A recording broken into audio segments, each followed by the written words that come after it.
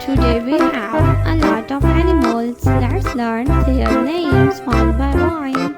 Are you ready, kids? Let's start. The first animal is monkey. This is monkey. Monkey.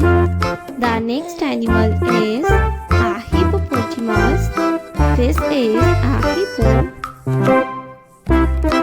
Hippo. The next animal is zebra. This is a zebra. Zebra. The next one is elephant. This is elephant. Elephant. The next animal is, this is a not animal. This is bird. A zebra. Zebra is a bird animal.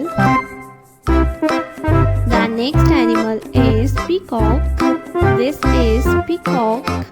The next one is lion. This is lion. The next animal is leopard. This is leopard. Leopard. Giraffe. This is giraffe. Giraffe. The next one is rhino. This is rhino. Camel. This is camel.